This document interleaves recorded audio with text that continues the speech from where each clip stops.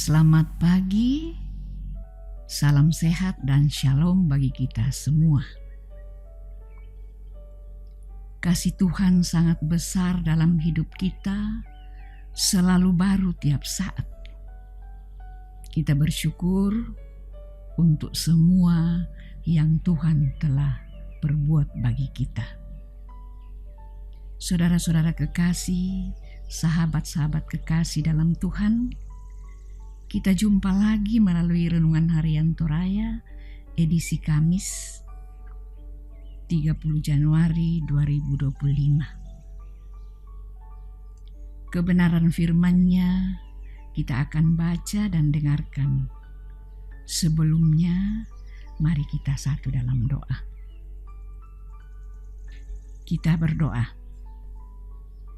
Bapa di sorga, kami rindu memahami kehendak-Mu melalui firman-Mu untuk menuntun kami menjalani hari karunia Tuhan hari ini.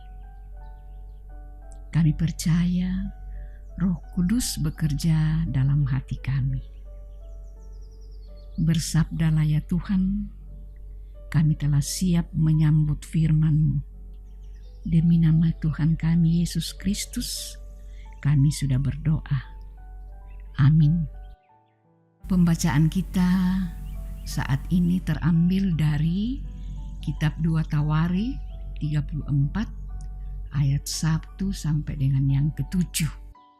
Yosia berumur 8 tahun pada waktu ia menjadi raja, dan 31 tahun lamanya ia memerintah di Yerusalem. Ia melakukan apa yang benar di mata Tuhan dan hidup seperti Daud bapa leluhurnya, dan tidak menyimpang ke kanan atau ke kiri. Pada tahun ke-8 dari pemerintahannya, ketika ia masih muda belia, ia mulai mencari Allah Daud bapa leluhurnya, dan pada tahun ke-12 ia mulai mentahirkan Yehuda dan Yerusalem daripada bukit-bukit pengorbanan, tiang-tiang berhala, patung-patung pahatan, dan patung-patung tuangan. Mesbah-mesbah para Baal dirobohkan di hadapannya. Ia menghancurkan pedupaan-pedupaan yang ada di atasnya. Ia meremukkan dan menghancur luluhkan tiang-tiang berhala, patung-patung pahatan, dan patung-patung tuangan, dan menghamburkannya ke atas kuburan orang-orang yang mempersembahkan korban kepada berhala-berhala itu. Tulang-tulang para imam dibakarnya di atas mesbah-mesbah mereka. Demikianlah ia mentahirkan Yehuda dan Yerusalem. Juga di kota-kota Manasye, Efraim, dan Simeon, sampai di kota-kota Naftali yang di mana-mana telah menjadi reruntuhan. Ia merobohkan segala mezbah dan tiang berhala, meremukkan segala patung pahatan, serta menghancur luluhkannya, dan menghancurkan semua pedupaan di seluruh tanah Israel. Sesudah itu, ia kembali ke Yerusalem. Demikianlah firman Tuhan. Tema perikop kita saat ini yaitu sumber kualitas iman. Otokna kakeanggaranna kapatonganan. Apakah yang menentukan kualitas orang beriman? Apakah karena lamanya sebagai pemeluk agama atau cara hidupnya sebagai orang beragama? Jawabnya tentu jelas, yakni cara hidup beragama yang benar dengan sendirinya memperlihatkan kualitas iman orang percaya. Jika demikian, maka pertanyaan penting dalam hal ini adalah, apa dasar dan bagaimana cara untuk sampai pada kehidupan orang percaya yang berkualitas? Saudara-saudari kekasih Tuhan, salah satu hal yang menarik dari Yosia adalah ia dinobatkan menjadi raja pada usia 8 tahun. Meskipun dinobatkan sebagai raja di usia yang masih sangat muda, namun keputusan dan tindakannya yang mencari dan mengarahkan hidupnya kepada Tuhan, ayat 2 dan 3 perikop kita tadi, menjadikannya sangat berbeda dengan beberapa pendahulunya yang justru berpaling dari Tuhan. Pencarian akan kehendak Tuhan memperlihatkan bahwa Yosia pertama-tama berkerinduan mengubah dirinya, baru kemudian membawa perubahan serta pembaharuan bagi umat Israel.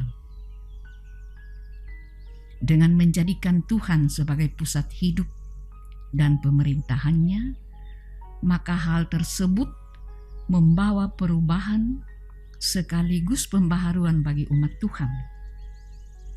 Hal ini tentunya sangat jelas bahwa perubahan dan pembaharuan ke arah yang lebih baik hanya dimungkinkan jika seluruh keputusan dan tindakan manusia berpusat pada Tuhan sebagai kepala pemerintahan yang sesungguhnya.